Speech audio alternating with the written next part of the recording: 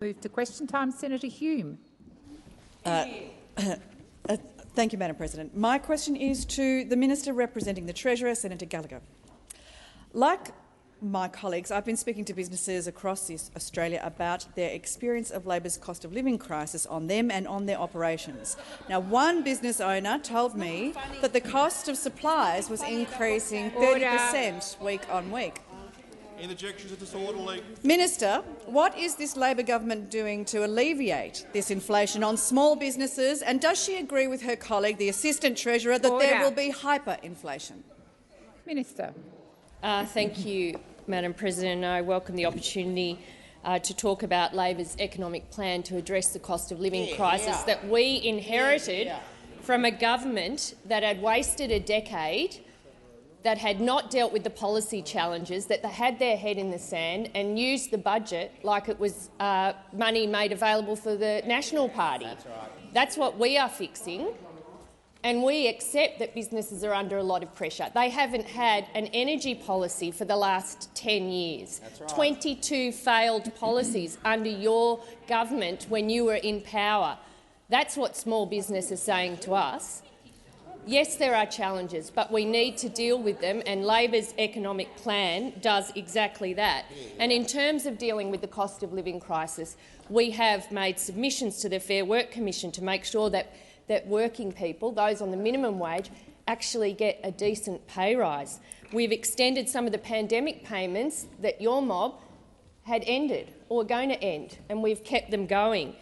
We will debate this week the climate change bill to put in place the regulatory and legislative framework Minister, to deal with the impacts.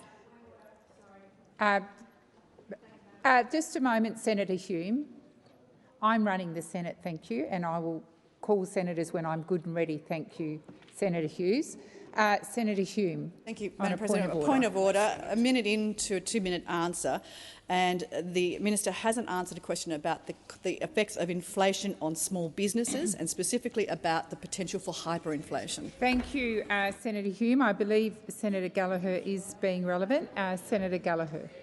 Thank you. And in response to the second part, the forecasts for inflation were detailed in the Treasurer's July update economic statement, but I am explaining to the Shadow Minister for Finance exactly what we are doing to put downward pressure on costs on businesses and households. I can go through it again. We've got childcare, we've got cheaper medicines coming in, we've got to bring forward of the training places to deal with the skills crisis that small business are also discussing with us after years of not dealing with workforce shortages and the skills training to make sure that young people and older workers actually have the skills that they need for the jobs of the future. They're just some of the things that we've done in 3 months as opposed to your 9 years of inaction. Thank you, Senator Gallagher. Before I call Senator Hume, I remind those on my right that Senator Hume has the right to put her question in silence. I struggled to hear her question. Senator Hume, first supplementary. Thank you, Madam President. And I remind the Minister that, in fact, childcare, COVID payments and minimum wages are doing nothing to help small business inflation. Another small business owner told me that she had begun absorbing fixed costs because with the other cost of living pressures, she didn't think that customers would be able to afford any additional price increases. So, Minister, what do you have to tell this business that will assist them in making sure that they can stay open and that they can stay profitable? And does she agree with her colleague, the Assistant Treasurer, that there will be more strikes? Thank you, Senator Hume. Minister. There was a lot in that question. As the Prime Minister has said, this government is pro-business. We are pro-working with business to deal with the challenges that they are dealing with right now after a decade of— Minister Gallagher, please resume your seat. Minister Gallagher, please continue. Oh, thank you. Thank you, President. After dealing with a decade of wasted opportunity and inaction by those opposite that have the nerve to come in here now and start blaming us for the economic challenges that we have inherited. These didn't happen overnight. They didn't happen on the 21st of May. They've been brewing for years. Skills, climate change, energy policy, dealing with the challenges in visa backlogs, in migration, all of the issues that we are responding to now after your government had its head in the sand because you were too busy fighting each other or throwing dodgy cash for the National Party. Thank you, Ministers. Senator Hume, second supplementary. Thank you, Madam President. I've also had a small business, in fact more than one, tell me that they're currently working through plans to lower hours for staff in expectation of an economic downturn. What does this minister have to tell these businesses who see no plan from this government? And does she agree? And does she agree with her colleague, the Assistant Treasurer, who said that under a Labor government there would be a very rocky economic period? Thank you, Senator Hume. Minister Gallagher. Thank you, Madam President. Well, I can assure the Shadow Finance Minister that we will be working closely with small business. They were at the table at the Jobs and Skills Summit. They were deeply involved in the discussions through their peak organisations. Please resume your seat. Thank you, Minister. Thank you, President. We were working with small business and their industry representatives, and business was very well represented at the Jobs and Skills Summit. So we will be dealing with the things that they want to see dealt with, like skills, like increasing the migration numbers, like dealing with climate change, like putting in place an energy policy by supporting them in terms of some of the challenges around cyber and digital. These are all the issues that we're looking with, and we want to ensure that people using their businesses have enough money in their pocket to go and spend in those businesses, and that's why we are supporting reasonable and responsible wage increases for working people. Thank you, Minister. Senator Marielle Smith. Thank you. My question is to the Minister for Finance and the Minister for Women, Senator Gallagher. Can the Minister update the Senate on the outcomes of last week's Jobs and Skills Summit and how those outcomes will benefit Australians? Minister. Thank you. I thank Senator Smith for the question and for her all the work that she did in the lead-up to the Jobs and Skills Summit. Right across the government, our caucus, more than 100 roundtables were held in various locations. I did one with Senator Urquhart in northern Tasmania to listen, very well represented, more than 70 people, businesses, NGOs, everyone coming together to work with us to talk about the challenges that they want to see. The summit brought people together to agree key actions to build the stronger economy that we all want to see and help set a clear direction for future work. Putting full employment and productivity, remember that word, productivity, you didn't see much of it, did you, when you were in government, at the centre of our economic strategy, and recognising that equal participation and opportunities for women are critical to that.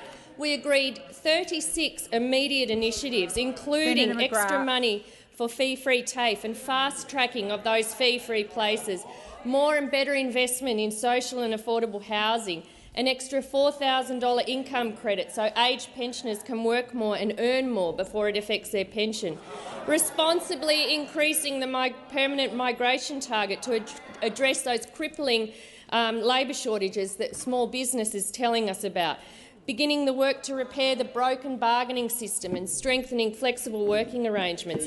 After a decade of division and delay, conflict and complacency, this is what can be achieved by a government that is inclusive, collaborative and consensus-seeking. By refusing to participate, not one of you attended. Mr Littleproud did, all credit to him. It's clear that the opposition wants nothing but a decade of flat real wages, falling productivity and falling living standards. Senator McGrath. Senator Marielle Smith, first supplementary. Can the minister outline the areas of policy that were discussed at the Jobs and Skills Summit and update the Senate on where there was broad agreement among those who were represented at the summit? Minister. I will, and I can tell you from being in that summit for 2 days how many people spoke to me about the environment. Sorry. Order. Thank you, President. I can't tell you how many people who attended the summit came up to me and said how refreshing it was that they had a government who was prepared to sit down with them for 2 days and talk to them about all of the issues affecting them. It was a broad range of people right across the community, and they wanted a better skilled and better trained workforce, addressing skill shortages and strengthening the migration system, boosting job security and wages, promoting equal opportunities and reducing barriers to employment, and maximising jobs and opportunities in our industry and our community. This is what the summit determined to be the priorities, as was making gender equality a core economic priority. There were significant agreements reached. It's a shame those opposite couldn't be bothered coming. Senator Marielle Smith, second supplementary. Thank you. Can the minister explain what progress was made at the Jobs and Skills Summit on restoring national leadership on gender equality? Minister. Thank you. I can. And this was a very serious part of the summit. It was kicked off by an all-women panel on equal opportunity and pay in a room where women made up a majority of participants. At the 1983 Economic Summit, there was only one woman in the room, Labor Senator Susan Ryan. But we know that women's equality is good economic policy, something that was recognised unanimously at the Jobs and Skills Summit. We also talked about our $5 billion commitment to make childcare cheaper for more Australian parents and allow more women to work more hours if they wished. We announced the chair of the Women's Economic Equality Task Force, Sam Mostyn, to maintain momentum on the ideas raised at the summit and advise the government on the National Gender Equality Strategy. And I said, and I committed to as Minister for the Public Service, to expect that the APS should take a leadership position on gender equality, including through reporting to WGEA, setting targets to address gender equality and gathering data on how to make flexible work. Senator Cash. Thank you, President. My question is to the Minister representing the Minister for Employment and Workplace Relations, Senator Watt. Why is the Albanese government entertaining the proposal of the Australian Council of Trade Unions to reintroduce industry-wide bargaining? Does the minister realise that industry-wide bargaining will lead to more strikes and significantly disrupt a number of sectors of our economy? Thank you, Senator Cash. Minister. Thank you, President. Well, isn't it disappointing, President, that the only group in Australian politics who hasn't got the memo that what the Australian people want is more cooperation is the Liberal Party? Even the National Party seemed to briefly get the memo when they had their leader turn up to the Jobs and Skills Summit. But of course, the leader of the opposition didn't turn up. The Shadow Treasurer wanted to be invited and then didn't show up. The Deputy Minister Leader— Watt, please resume your seat. Please continue, Minister Watt. Thank you. As I say, President, it's very disappointing that the Liberal Party has not received the memo, because what the Australian people have been saying over and over again, both before and since the election, is what they want in industrial relations is more agreements and less conflict. But what do we continue to see offered up by the opposition, who are still fighting the last war? They want to progress the 9 years that we saw of more conflict, less agreements, lower wages and lower productivity. What a quadrella that is. If you could go to the races and make a bet on a quadrella and you were a member of the opposition, you would want more conflict, less agreement, lower wages and lower productivity. That is what you bequeathed the Australian people, and that is what you continue to want to offer the Australian people. Now, in terms of wage bargaining, the Albanese Labor government has made a very clear commitment that we will get wages moving in this country, and the way we are going to do that is by reaching more agreements. Business and unions agree that we need a new approach. That's why so many of them actually turned up to the summit, unlike anyone up until about that row last week, to actually have a discussion. Please resume your seat. Those on my left particularly, and some senators in particular, Senator Hughes and McGrath, the running commentary is absolutely disorderly, and I would have asked you to desist. Please continue, Minister. Thank you, President. So we will legislate to ensure that workers and businesses have flexible options for reaching agreements, and that is all about bringing the current legislation up to date with a new government that wants to get wages moving. Now, Senator Cash referenced the ACTU. Of course, the ACTU aren't the only people to welcome this approach. I heard Alexi Boyd from Cosboa this morning on the radio. What we are hearing from our members is some of them are saying this is something they would like to look into. Thank you, it's Minister as simple Watt. as that. Your time has expired. Senator Cash, first supplementary. Thank you. A supplementary question. Will the minister guarantee that any changes the Albanese government makes to the Fair Work Act will not result in more strike action being taken? Thank you, Senator Cash. Minister. Thank you, President. Well, as I say, this change, which has been agreed upon by businesses and unions at the summit, is about better pay for workers, particularly for women. It's about more productivity in the economy, not less. It's about more agreements rather than continuation of the 9 years of conflict that we saw from the last government Minister Watt, that please did nothing. resume your seat. Senator McGrath, I did ask you during the last series of questions to not do the running commentary. I would ask you to stop doing the running commentary, please. Minister. Thank you, President. So what will change as a result of these legislative changes from this government is that more businesses will have access to simple, flexible and fair agreements, and more workers will get pay rises. So, as I say, that's why Alexi Boyd from Cosboa was on the radio this morning saying that what she's hearing from her members is that some of them say it's something that's worth looking into. Unfortunately, the party that presents itself as being the friend of small business is actually running against small business and not listening to small business. Minister, please resume your seat. Senator Birmingham. Thank you, President. Point of order on question of direct relevance. Senator Cash's supplementary question went very specifically to the rates of strike action that could occur under government reforms, simply seeking a guarantee from Senator Watt that there would not be an increase in the incidence of strike action. He hasn't mentioned strike action once in his response. With 12 seconds remaining, President, I invite him to give that guarantee. Thank you, Senator Birmingham. I do believe the minister's being relevant, but I will listen over the next 12 seconds. Minister.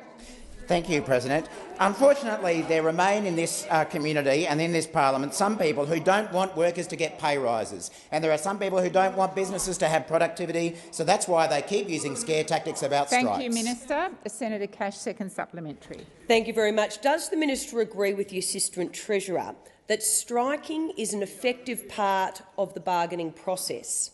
Why is the government promoting workplace conflict instead of employees and employers working together? Thank you, Senator Cash. Minister. Well, thank you, President. Thank you, Senator Cash. The minister responsible for more conflict in industrial relations than any we have seen in recent history, the minister whose office leaked a police raid on a union office, that's how much she was into conflict, and now she wants to come in and lecture us about strikes and about industrial conflict. Order. I mean, really, even for you, that is utterly shameless. Everyone knows— Minister, please resume your seat. Please continue. Thank you, President, and thank you, Senator Cash. I welcome every question you ask about industrial relations. Now, I noticed that there was one member of the opposition who did have the decency to admit that his government had been so failed, and that is the man who is now apparently known as Soccer Dad Matt Canavan, who on Twitter a couple of days ago said that when Australia became a nation in 1901, the average Australian had to work for 18 minutes to earn a loaf of bread. By 2019, that loaf cost just 4 minutes of work. Over the past 3 years, we have gone backwards. Thank you, Senator Canavan, for telling people that it now takes 4 minutes and 21 seconds to earn your daily bread as a result of your government. Senator Faruqi. My question is to Minister Wong, representing the Prime Minister. Minister, the recent climate-fuelled floods in Pakistan are having horrific consequences. To date, 1/3 of Pakistan is underwater, 33 million affected. The death toll is more than 1,000 people, 1 million homes have been wiped out, and 500,000 people are living in tents. This is the deadly face of the climate catastrophe. Early estimates show that the damage from the floods is more than $10 billion. The UN has called for $160 million in emergency aid. Australia has so far promised a measly $2 million in aid to Pakistan. Just $2 million. This is nowhere near our fair share. Minister, will the government take responsibility and provide more aid to Pakistan, commensurate with our wealth and contribution to the climate crisis, and equivalent to the scale of the disaster? Minister. Thank you, President, and I thank the Senator for her question, and I also acknowledge her and her family's personal connection with Pakistan, along with many others in the diaspora for whom this has been a very difficult time. The Senator is right. This is a disaster on a truly massive scale. 33 million people affected, including through displacement and loss of livelihood. We've seen lives lost, including those of children. And on behalf of the Australian Government, as I did last week, I extend our sympathies and condolences to the families and communities in Pakistan that have lost loved ones, and to the many who have been affected by the devastating floods. We announced a contribution, as the Senator has indicated, through the World Food Programme of $2 million to assist the Pakistani government and its people respond to immediate humanitarian needs, particularly focusing on those who are disproportionately affected, including women, children and the vulnerable. In relation to the request, I would make a few points. The first is Australia will consider further support in consultation with international partners following the launch of the UN Flash Appeal. It is the case that our initial response is on par with many other medium-sized donors. To be frank, there are humanitarian demands around the world, including in our near region, and just as we would always like to be able to fund many of the good ideas that were discussed at the Job Summit, so too when it comes to humanitarian aid, I always have, and my ministers in the portfolio always have more requests. Thank you, Minister. Your time has expired. Senator Faruqi, first supplementary. The people of Pakistan, Minister, are paying the price for the insatiable appetite of wealthy colonial countries like Australia to keep digging up coal, gas and oil. This obsession is leading to these deadly consequences. Given the death and disaster this is inflicting on the people in Pakistan and the global south, who did little to contribute to the climate crisis but are the most vulnerable, will the government now act urgently and commit to no new coal and gas?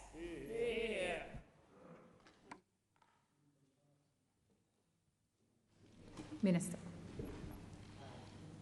First, there was much in that question with which I don't necessarily agree, but I do agree with the proposition that those who are most vulnerable in this world are most vulnerable to climate change. And so where you already have poverty, where you already have poor levels of infrastructure, poor levels of economic resilience, then those communities and those nations are far more vulnerable to climate change and far less able to respond. I would make the point, as I made when I had the privilege of being Australia's Climate Minister, that pointing the finger at each other when it comes to resolving the global action on climate change was less productive than finding agreement about how we start to reduce emissions. The Senator is right that the vast majority of emissions already in the atmosphere are as a result of developed countries. I would make the point going forward. Thank you, Minister. Your time has expired. Senator Faruqi, second supplementary. Minister, we owe it to the people of Pakistan and all others who are on the front line, suffering the worst consequences of the climate crisis, to do everything we can to tackle it. We need fast action on methane to keep a 1.5 degrees centigrade future within reach. Will the government today commit to joining and signing on to the global pledge to cut methane emissions by 30% by 2030? Thank you, Senator. Minister. I agree. The government agrees that we need urgent action, and it is a pity that this country has spent nearly a decade fighting the climate wars, which have come at the cost both of jobs and opportunities here in Australia, but also have meant we have not been part of the solution when it comes to global action on climate. And in that context, I am disappointed to see some commentary from the Greens party that the climate wars aren't over. And what I would say to you is that I think Australians have made it clear they actually want a way forward. They want solutions. And whether it's those opposite or, on occasion, those at this end of the chamber, they seem to be more interested in the political benefits of conflict. Oh, sorry, Senator Faruqi, you weren't in my line of sight. Yeah, no, that's all right. I just want to go to relevance. More than half the time has expired. I had a very specific question about whether the government would commit to joining the global pledge to cut methane emissions. Senator Faruqi, the minister is entitled to take into account the preamble and the question, and I do believe that the minister, you did have a broad preamble. I do believe that the minister is being relevant. Minister. Thank you. There was quite a long preamble to which I think I am entitled to respond. I think we have made public our consideration of the methane issue that you have raised, but I would make the broader point that what we can do is make sure that we get over the climate wars we've seen over the last 10 years. Thank you, Minister. Your time has expired. Senator Ciccone. Thank you very much, President. My question is to the Minister for Agriculture, Fisheries and Forestry, Senator Watt. Last week's Jobs and Skills Summit, held right here in Parliament House, brought together industry groups, business leaders, unions and advocacy groups to address workforce issues right across Australia. Can the Minister please detail to the Senate how the outcomes from this summit will benefit the ag industry right now? Minister Watt. Thank you, President. I thank Senator Ciccone for another great question about agriculture and industry I know he's very interested in. Firstly, I just want to echo the words of the Prime Minister, who said in relation to the summit that it delivered outcomes that even he could not have hoped for. To see the leaders of groups, divided for so long under the previous coalition government, come together to discuss these major workforce and training issues was really something special, and that was certainly the mood of the room.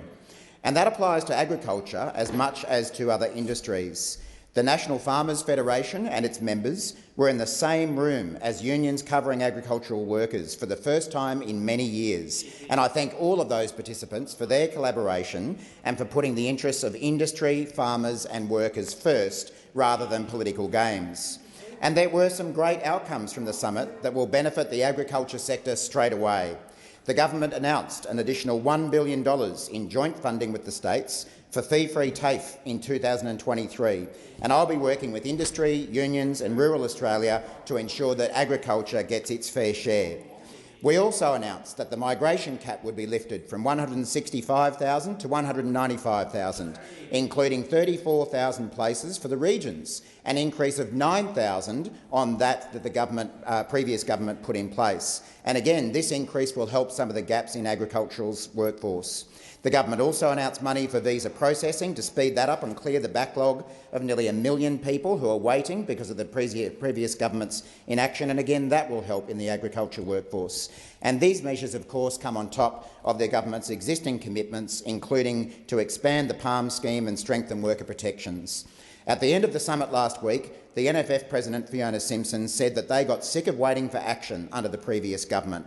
The ag sector waited for a number of years for the ag visa, they waited for years for investment in training, they waited for years for any movement, and now we're already delivering after 107 days. Senator Ciccone, first supplementary. Thank you, President. That's wonderful news. Thank you, Minister.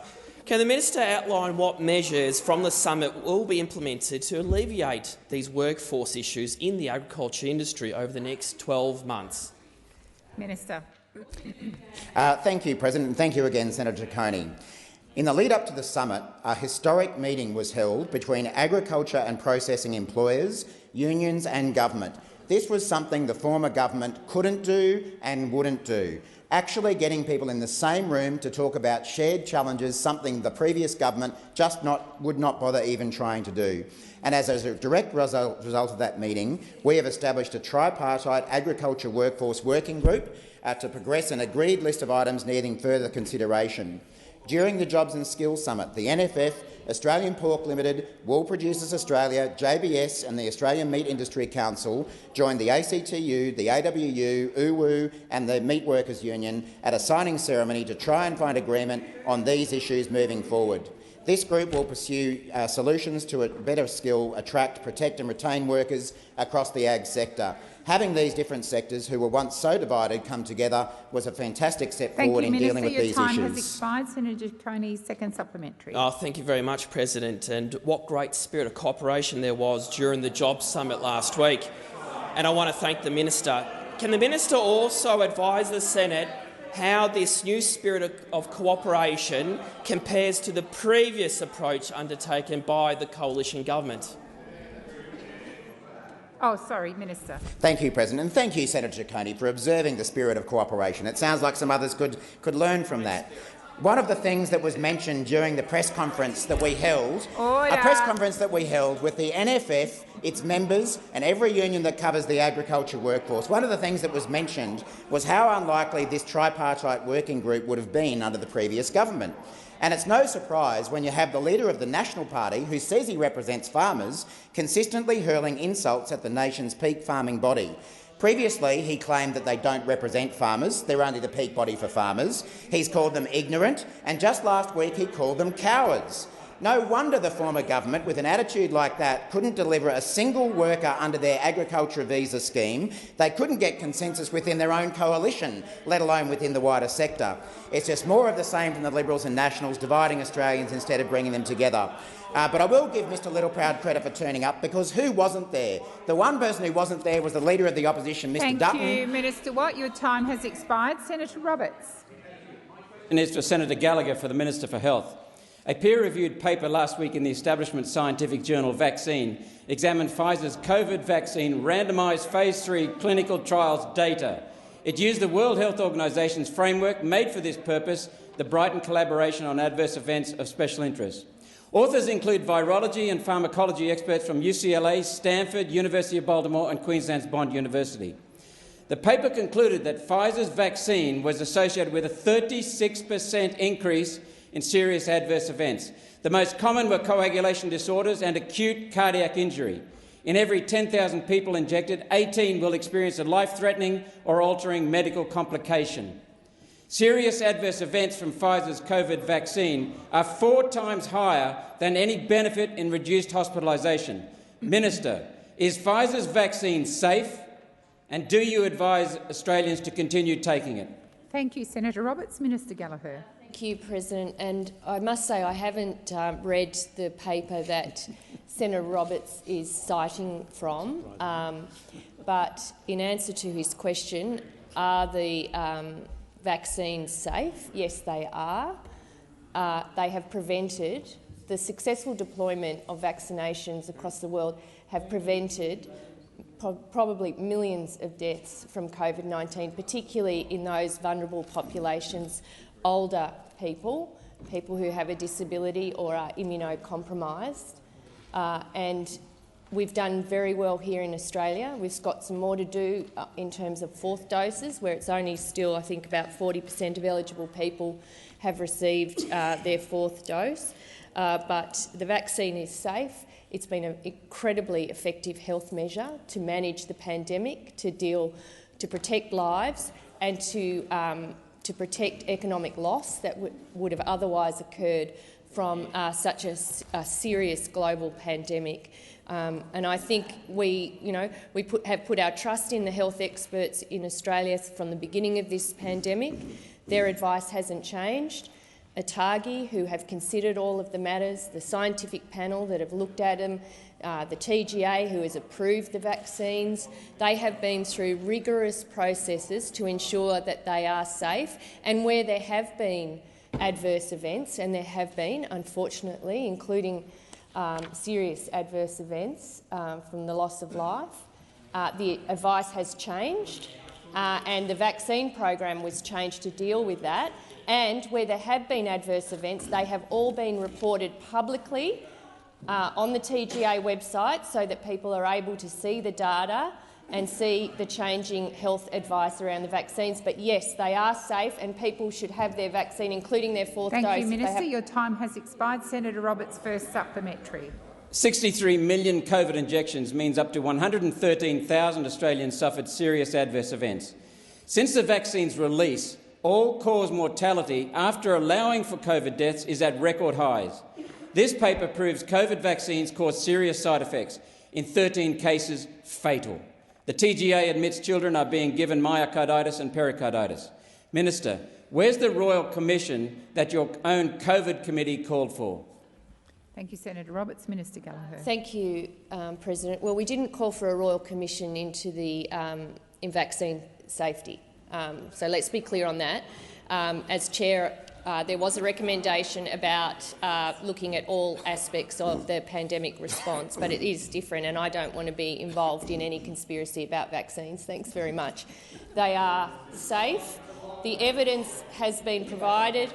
The data is available on the website. And I would say to Senator Roberts, because I do have time for you, Senator Roberts, we have good discussions and have had through the pandemic, is if you are concerned by this paper you've read, I would urge you to refer it to the TGA or to the AHPPC or to ATAGI and get their considered opinion on it to see whether there are, to see and perhaps listen to the other side of those experts who've been working on vaccine and vaccine safety.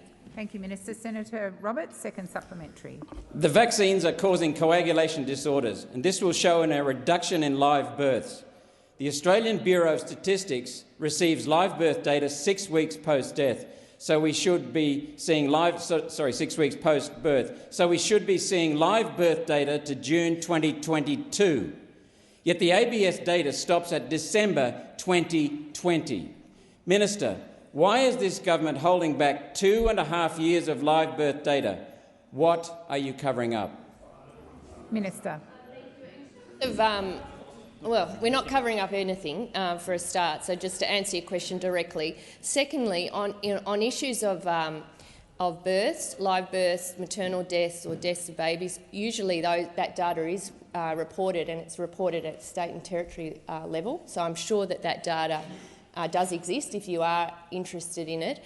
Where there have been side effects from the vaccine, and there have been some, I'm sure many in this chamber got them, headaches, feeling a bit tired and escalating into more serious conditions, they have been appropriately managed and advised on by all of those experts. So when there was some concerns about blood clotting and myocarditis in young men, I think in teenage boys particularly, those issues were addressed and were managed, including by providing advice to anyone who is a vaccination provider to keep an eye out for any conditions like that. And you'll see from the data that the TGA— Thank you, Minister. Sorry, your time has expired. On. Senator McDonald.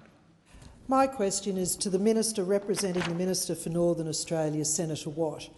During the inquiry into the government's climate change bills, the Northern Australia Infrastructure Facility indicated there are a total of 8 coal and gas-related opportunities within the project pipeline. Can the Minister guarantee the continuation of these projects?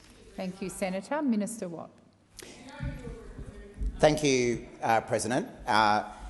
As the former Shadow Minister for Northern Australia, I don't require a folder for this answer, but I thank you for the questions, Senator McDonald. I think it's well understood that the Labor Party's position in relation to any resource project, coal, gas or any other mineral, is that we assess it on its merits.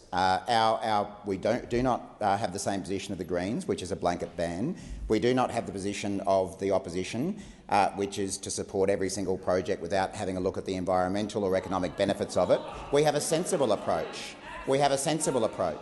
So our position is very simple. If a particular project stacks up economically, environmentally and socially, then it will go ahead.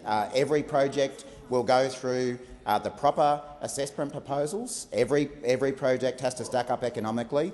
Every project has to pass the environmental tests and get the environmental approvals. So the projects that you're talking about are hypothetical in nature at this point in time, but should those projects be applied for, then we'll consider them on their merits. Thank you, Minister. First supplementary, Senator McDonald.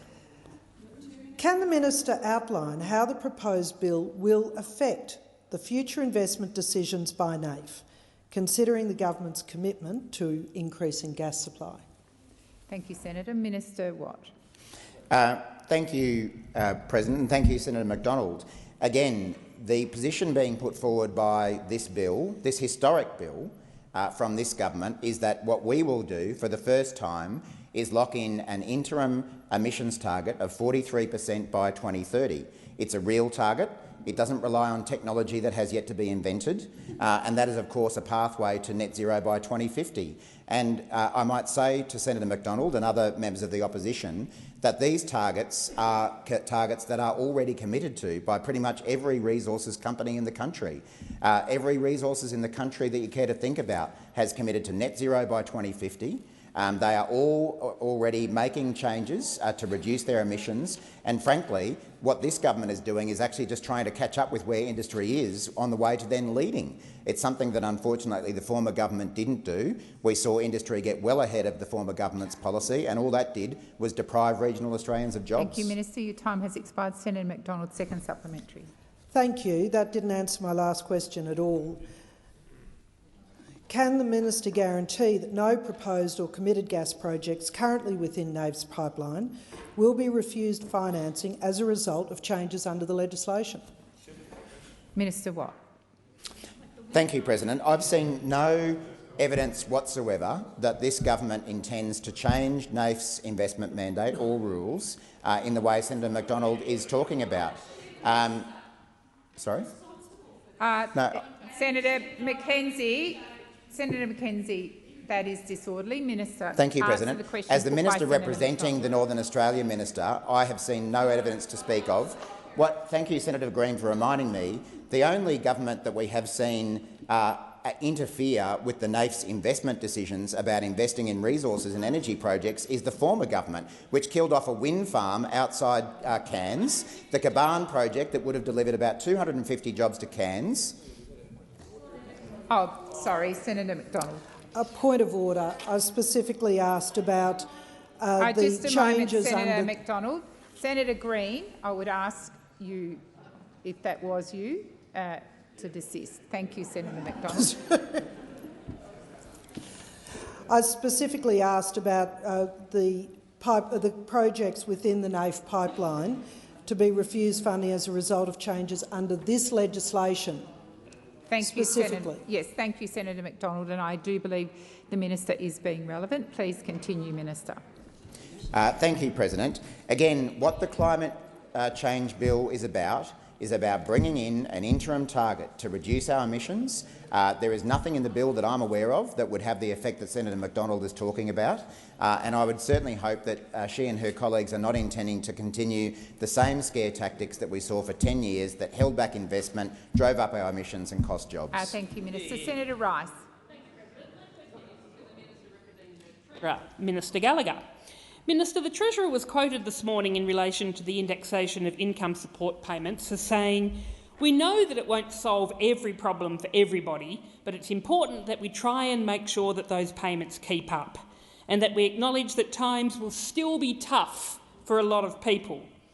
Minister, today's indexation of income support payments is less than $2 a day extra for someone on JobSeeker. This pathetic increase will leave millions of Australians in really tough times, with payments that are not keeping up, that aren't within cooey of the poverty line, let alone giving people enough to live on. Minister, poverty is a political choice. Why won't your government choose to increase the rate of JobSeeker above the poverty line? Thank you, Senator Rice. Minister Gallagher. Thank you, President, and I thank Senator Rice for the question. It's on an important topic and one which the government has been looking at closely in terms of, when we've been working through our line-by-line audit of those opposites budget and how they used to allocate money to see how we can make sure that every dollar that is being spent is actually quality spending and going to supporting Australia and the Australian people. We've been clear, though, about the rate of JobSeeker. This did come up quite a number of times during the election campaign, and our commitment was to look at payments through the budget process and to look at basically how much money is available and ease cost of living where we can. But we didn't make a commitment to increase JobSeeker over and above the indexation arrangements, which, because of the high inflation, it will be a very, very significant adjustment to the parameters in the October budget, which the budget will have to accommodate as well. I mean, part of the issue we're dealing with here is $1 trillion of Liberal debt, deficits for as far as the eye can see. We do need to be fiscally responsible as well. And they are the challenges facing us as we put together our first budget. We cannot just go and increase or fund all of the good ideas that we would like to fund because we've inherited an absolute mess from those opposite. Significant budgets, $1 trillion in debt, programs growing, terminating Senator measures McGrath. that have no funding beyond the next 2 years. These are the challenges that we're trying to grapple with. But rest assured, we will do a better job and we will care about people much more than those people opposite did. The time has expired. Senator Rice, first supplementary. Thanks, Minister. Minister, you talk about spending every dollar in a quality way, of the $1 trillion of Liberal debt, of being fiscally responsible. And I repeat, poverty is a political choice. Can you explain then why you are choosing to implement the Stage 3 tax cuts, which will give $244 billion over the next 10 years to billionaires and the ultra-wealthy and to everybody in this place, while people on JobSeeker are forced to live below the poverty line? Thank you, Senator Rice. Minister Gallagher. So the priority for the government is actually doing what we can now in the immediate term to deal with the budget mess we've got and deal with the cost of living pressures Australians are facing. We have not changed our view on Stage 3 tax cuts. They don't come in until July 2024. There is an immediate issue here right now that we are working through. And believe me, we are working hard every day to go through the budget to try and make room for good ideas that we would like to fund over and above the commitments we made in the election campaign. But in terms of putting immediate cost of living relief, they will be things that we do within the October budget, like making medicines cheaper, like making the investments in cheaper childcare, and the quite significant parameter variations that we'll have on indexing payments, which will make a difference for people who are living on those payments. Thank you, Minister. Senator Rice, second supplementary. Thanks, President. Minister, I'll ask it another way. Can you explain why people living below the poverty line are going to receive a measly $1.84 a day, while Labor's Stage 3 tax cuts will give Clive Palmer and everybody earning over $200,000 an extra $24.86 a day? Thank you, Senator Rice. Minister Gallagher. Well, my answer is the same as the previous question, which is that we are focused right now on the next 2 years and what we can do to deal with some of these cost of living pressures immediately. The indexation increases to payments will flow through the adjustment made at the end of September. So they will provide some assistance to people as we put in place other arrangements to deal with cost of living, such as our childcare policy and such as our cheaper medicines that we will also do. In terms of Stage 3, we haven't changed our view on that, but that is not until 2024. These issues that people are dealing with right now are right now, and that's our focus as we put together the October budget. Thank you, Minister. Senator Walsh. Thank you, President. My question is to the Minister representing the Minister for Social Services, Senator Farrell. What is the Minister doing to help Australian pensioners deal with the lack of action and neglect of cost of living issues that is the legacy of the Morrison government? Minister Farrell. Thank you, President, and thank Senator Walsh for her question and congratulate her on the terrific job she's continuing to do for the people of Victoria. The Albanese Labor government has overseen the largest indexation increases to government payment in the history of more than 30 years of Australian government allowances. For Australian pensioners, they haven't seen a rise like this in over 12 years, over the entire length of the former cold-hearted Liberal National Coalition government that now sits opposite because the Australian people simply had enough. Enough of the lack of economic planning to lead us out of the pandemic. Enough of the lazy policy that has left our nation's most disadvantaged the most exposed to the tumultuous global economic conditions. This government is committed to serving all Australians and ensuring that no matter what your circumstances, there is a strong social safety net to protect you when you need it most. This reflects the fundamental principles of this government to leave no one behind and hold no one back.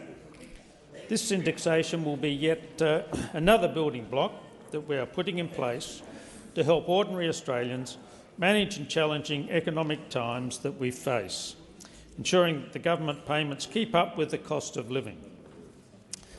Madam President, our government understands the challenges Australian households are facing with the increasing cost of living pressures, especially those on low incomes.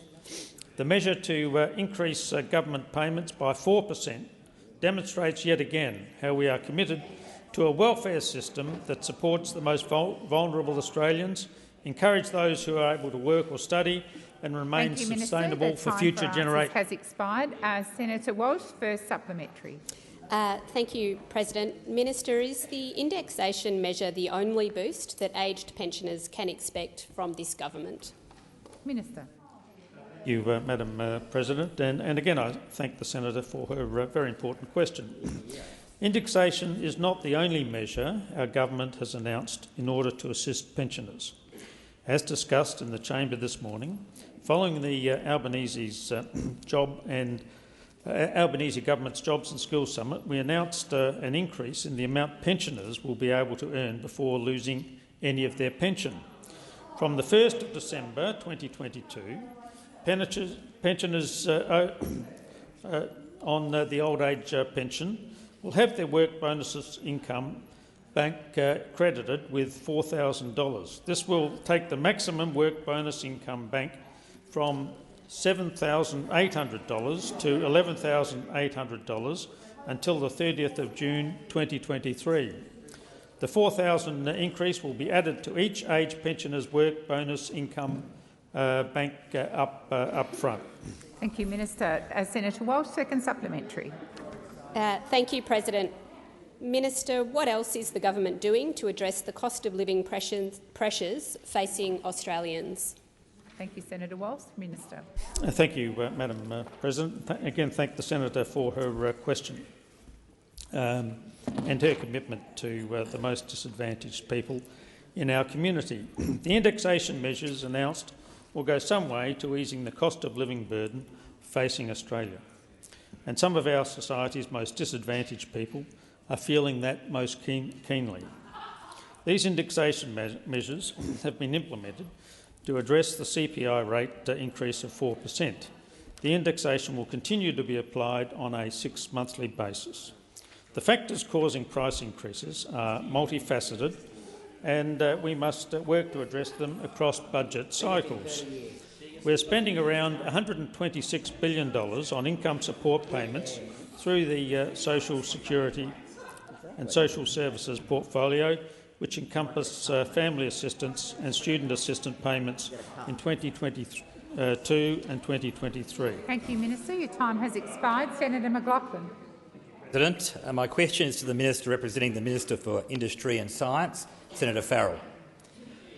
Is the Minister aware of reports today that the Space Industry Association of Australia is asserting that there has been no substantial engagement with the space industry by any ministerial office in Canberra, that the space policy is in a vacuum, that the critical national space infrastructure projects totalling $2.5 billion are stalled on departmental desks, and it appears to many that space has fallen through the cracks in Canberra? And can the Minister reconcile his government's reported neglect of Australia's strategic and economic importance, space industry, with the government's stated commitment to the industry sector? Thank you, Senator McLaughlin.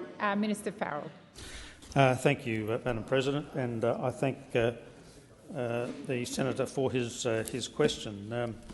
We're certainly not letting space fall between the cracks, and you ought to know better than that, coming from South Australia, Senator. That's right. You know all about what the Malinowskis government is doing in South Australia. and what the Albanese government is doing nationally on this issue. We're revitalising the space industry, which for 10 years under your former government was left to wallow. Now,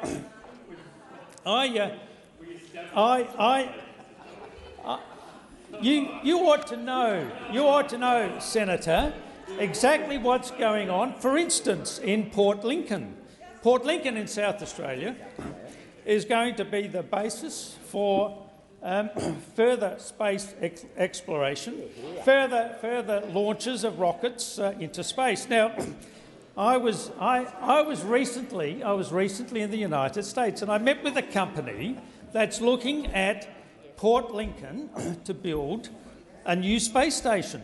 And the idea of this space station, you'll like this. It's a centrifuge. It's a centrifuge, and this spins round and round and round and fires a rocket up into space. And instead of costing, Minister Farrell, please resume your seat. Order. I'm waiting for the Senate to settle down before I call the Minister. Minister Farrell.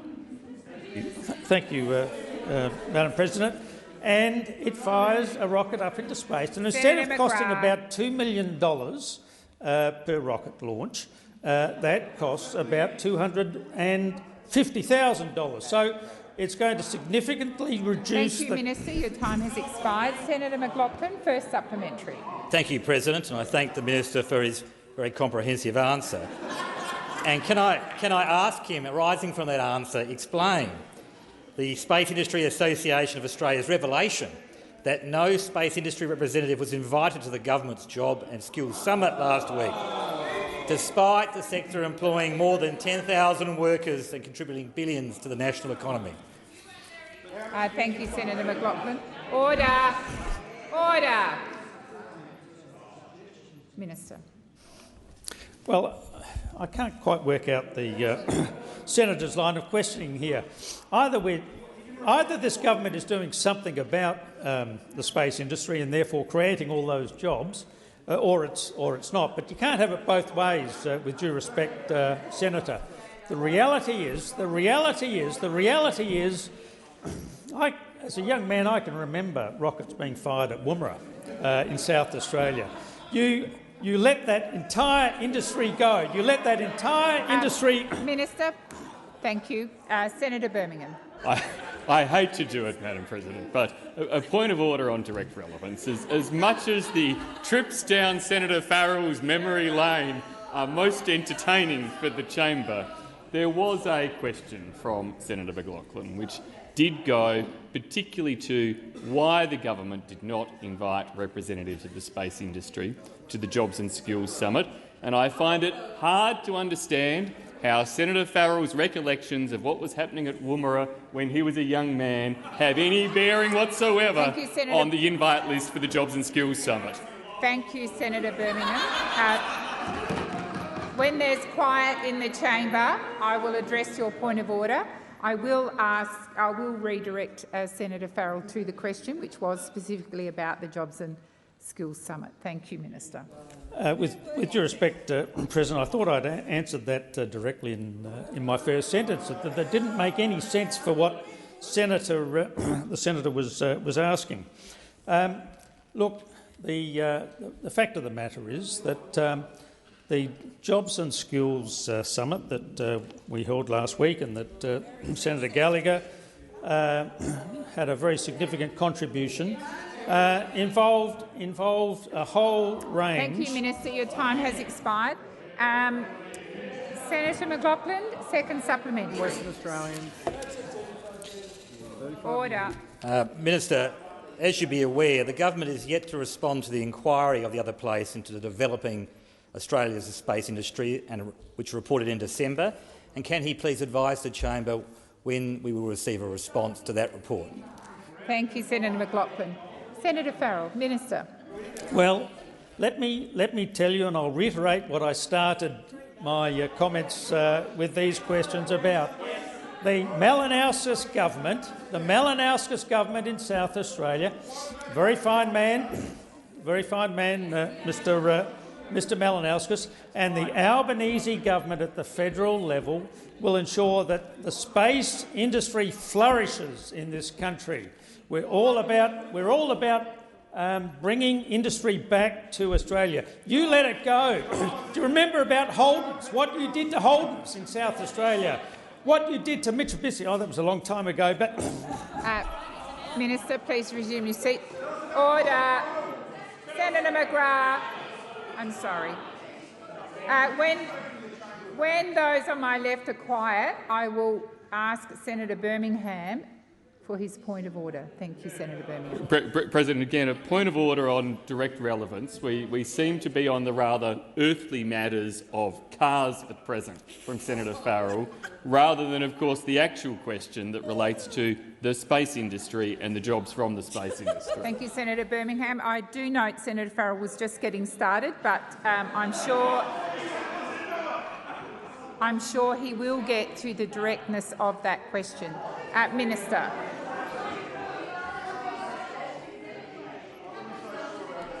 We're waiting. Minister Farrell. Thank you, President. We intend to rebuild manufacturing in this country. You kicked all of these companies out of our country. We're bringing them back, and space is going to be an absolutely vital part of that. Thank you, Minister. Senator Wong. I ask that further questions be placed on notice.